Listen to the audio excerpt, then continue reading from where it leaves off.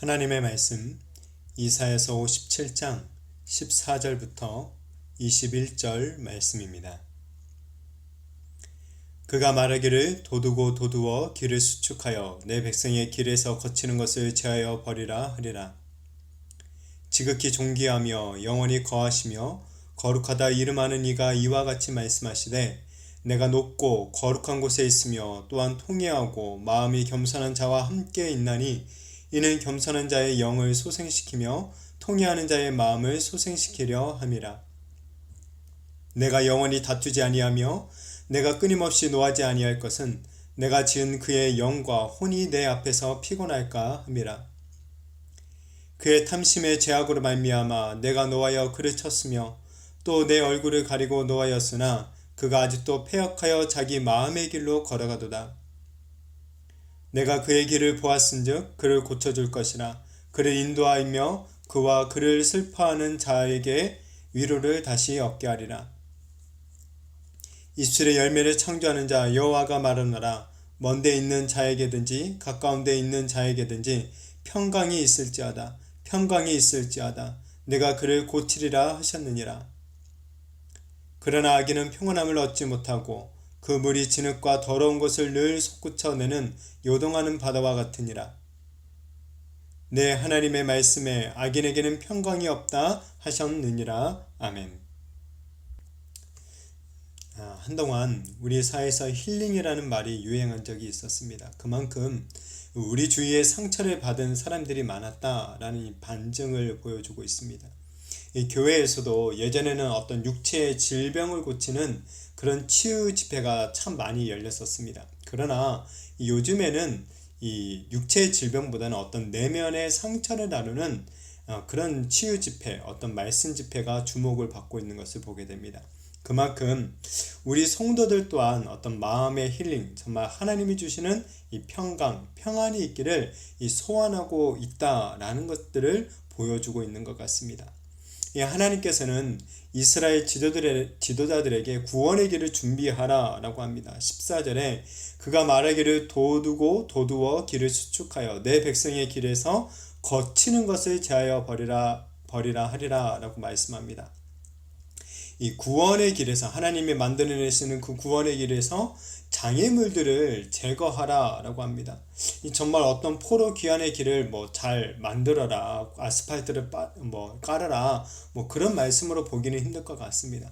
하나님의 구원은 무엇보다 영적인 것이기 때문에 그렇습니다. 그렇기에 이 장애물을 제거하고 구원의 길을 준비한다는 것, 곧 우리의 영적인 어떤 적인 이 갱신을 말하고 있는다라고 볼 수가 있겠습니다. 하나님의 구원을 이루기 위해서 우리 가운데 있는 모든 우상들을 버려버리고 죄악들을 회개하는 영적 갱신이 일어나야 하는 것이죠. 하나님은 이렇게 회개하며 통회하는 자의 영혼을 소생시켜 주실 것을 말씀합니다. 15절에 지극히 존귀하며 영원히 거하시며 거룩하다 이름하는 이가 이와 같이 말씀하시되 내가 높고 거룩한 곳에 있으며 또한 통회하고 마음이 겸손한 자와 함께 있나니 이는 겸손한 자의 영을 소생시키며 통회하는 자의 마음을 소생시키려 함이라 라고 말씀하십니다. 하나님은 지극히 존귀하신 분이십니다. 영원히 거하시는 분이십니다. 지극히 거룩한 이름을 가지신 분이십니다. 이런 하나님께서 우리들에게 구원의 문을 열어주십니다. 그런데 그 열린 구원의 문으로 들어갈 수 있는 사람은 어떠한 사람입니까? 바로 마음에 통회하며 하나님 앞에서 겸손한 자들, 그런 사람들이 구원의 문 안으로 들어갈 수 있는 것입니다. 이 통회는 자신의 죄를 깊이 깨닫고 진심으로 회개하는 것을 말합니다.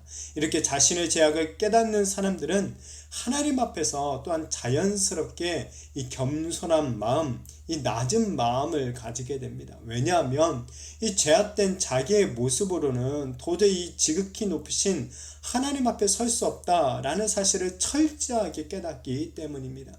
그런데 하나님이 이렇게 통회하며 겸손히 자신을 낮추는 자들에게 은혜를 베풀어 주시는 것이죠. 바로 하나님의 놀라운 구원의 은혜를 값없이 베풀어 주시는 것입니다. 죄악으로 인해 상하고 지친 우리의 영혼을, 우리의 삶을 소생시켜 주시는 것입니다. 우리가 이렇게 통회하며 겸손하게 마음을 낮춘다 하더라도 사실 우리는 여전히 하나님과 함께 할 수 없는 죄인에 불과합니다. 우리 스스로에게는, 우리 자신 스스로에게는 그 어떤 구원의 희망, 이 소생의 희망도 찾아볼 수가 없습니다. 우리가 하나님의 부르심과 선택을 받았음에도 불구하고 우리의 자신을 한번 잘 살펴보십시오. 우리는 얼마나 자주 이 탐심을 쫓아 살아가고 있습니까? 우리의 마음대로 정말 살아갈 때가 너무나도 많이 있다라는 것을 인정할 수밖에 없습니다. 그럼에도 불구하고 하나님은 이런 우리들의 죄악에 대해서 영원히 노를 품지 않으십니다. 우리를 향해 자비와 긍휼을 베풀어 주시며 우리가 정말 통회하며 마음을 낮추며 나아갈 때마다 우리를 용서해 주시는 긍휼이 많으신 하나님이십니다. 16절에 내가 영원히 다투지 아니하며 내가 끊임없이 노하지 아니할 것은 내가 지은 그의 영과 혼이 내 앞에서 피곤할까 함이라 라고 말씀합니다. 우리를 향한 하나님의 목적은 어떤 파멸과 멸망이 아닙니다. 하나님은 우리가 파멸당하는 것을 결코 원하지 않으십니다.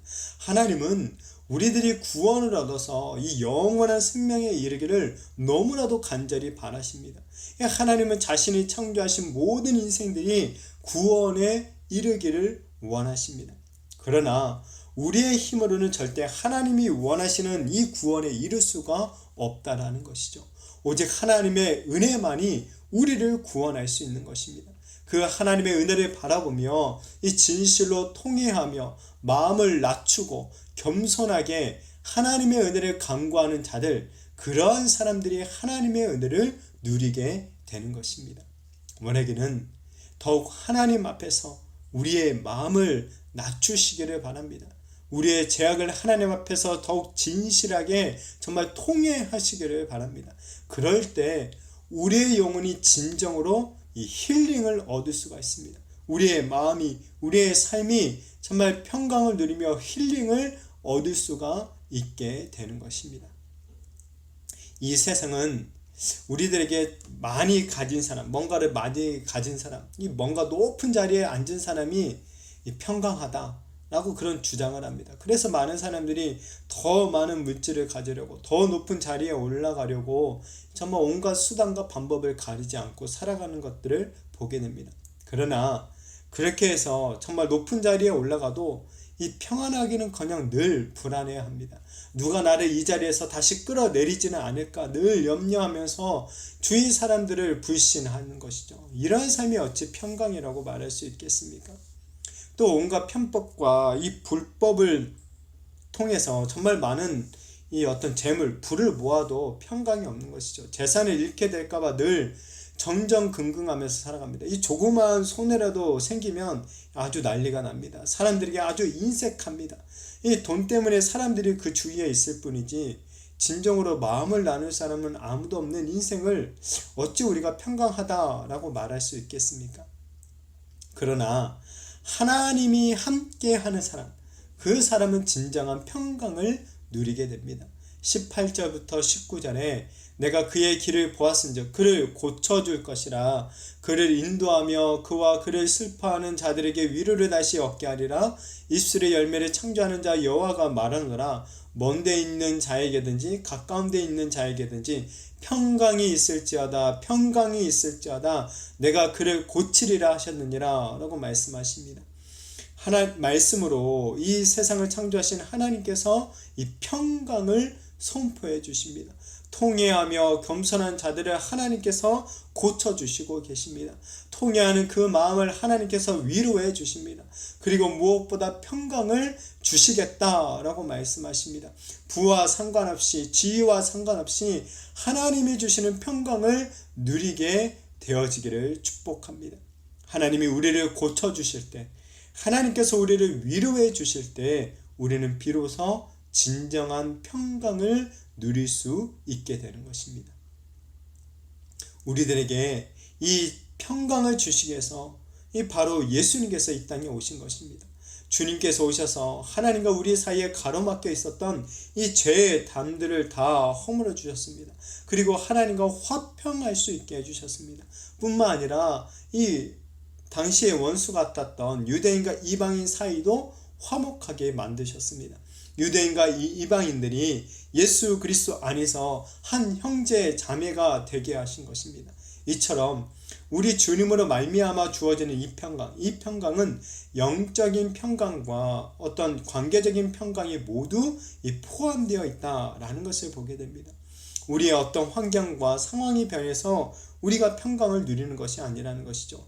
겉으로 보이는 것은 그닥 변한 것이 없지만 우리의 영혼, 우리의 마음이 변하게 됩니다. 죄로 가득했던 우리의 마음이 하나님의 용서와 치료를 받고 하나님과 평강을 누리게 된 것입니다.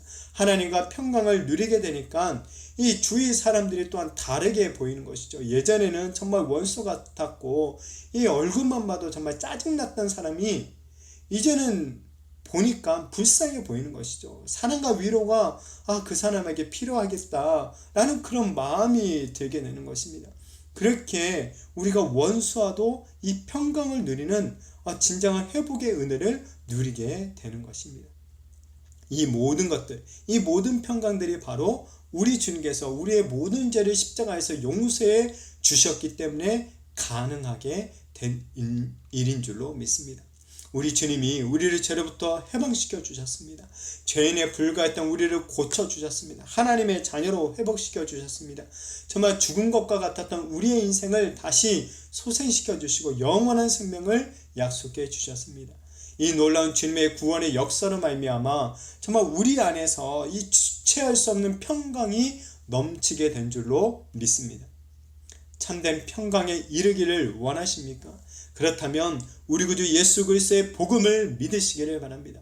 예수님을 통하지 않고서는 우리는 절대로 평강을 누릴 수가 없습니다. 원하기는 이 평강이 오늘도 우리 사랑하는 모든 성도님들의 마음과 삶 가운데 넘쳐나게 되어지기를 축복합니다.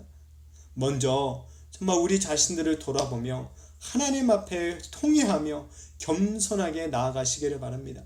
그래서 오늘 말씀처럼 이 통회하며 겸손한 자와 함께 하시는 그 하나님의 은혜가 정말 치료하시고 위로하시는 하나님의 은혜가 무엇보다도 이 평강이 넘쳐나게 하시는 그 하나님의 은혜가 저와 우리 모든 성도들 가운데 있게 되어지기를 예수님의 이름으로 축복합니다.